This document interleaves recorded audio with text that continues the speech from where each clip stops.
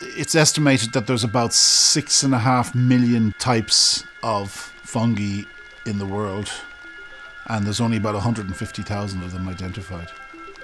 So there's no answer to your question because it's still evolving. In Ireland, there's about 7,000 mushroom-producing fungi. So it's still an evolving knowledge.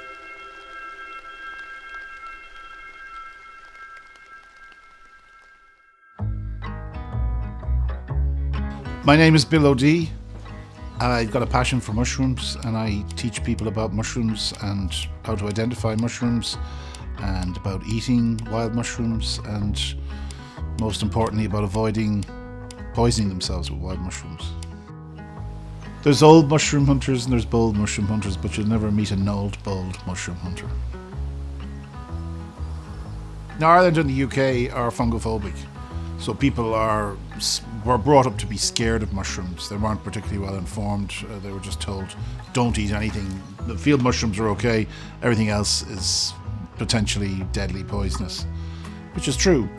Other cultures where they have mushroom festivals and celebrate mushrooms in season, and they are brought up to enjoy collecting mushrooms and eating them in season, and the elders bring the young ones out and teach them what's safe and what's not.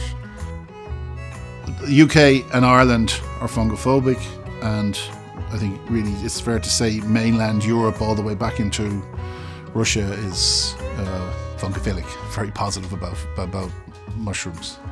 In a world where people are so disconnected through mushrooms, it gives them that connection and opens up an area that may interest them that they can pursue further and learn more about the beauty of nature, and which is fundamental to us to understand that. I think if you don't have that, it's the world's a bleaker place.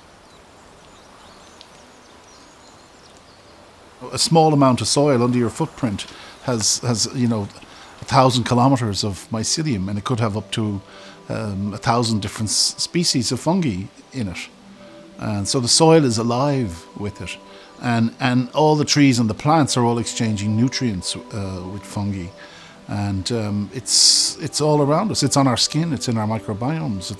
It's everywhere. We have evolved on the same evolutionary thread as fungi. We are of fungi. We're on the same line as fungi. Fungi are closer to us than they are to plants, and so some of the pathogens that we have are similar, and some of the defenses that fungi have developed because they are far more evolved than we are also work for humans. Yeah, they're all over. It's all over your skin. It's in your stomach. It's everywhere, and it's an important part of you.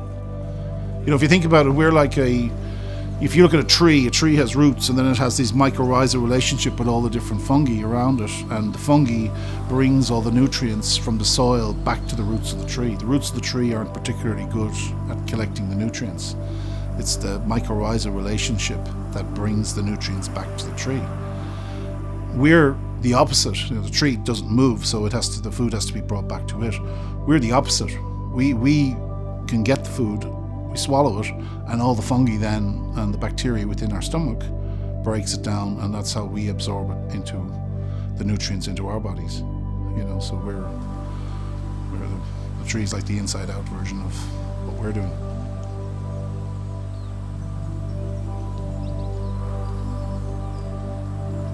It's a way of understanding the complexity and the beauty of all of life and all our ecosystems. They've been on this planet for 2.3 billion years now. They've evolved in an incredible way and survived the mass extinctions because they don't need to photosynthesize. And when you see all of this, you realize just the beauty and complexity of life around us, and how respectful we need to be of it, because it's something that we're inclined to take for granted or not care about, and ultimately it comes back to bite us when we destroy it, and we are destroying it. And so people need to understand that, I think.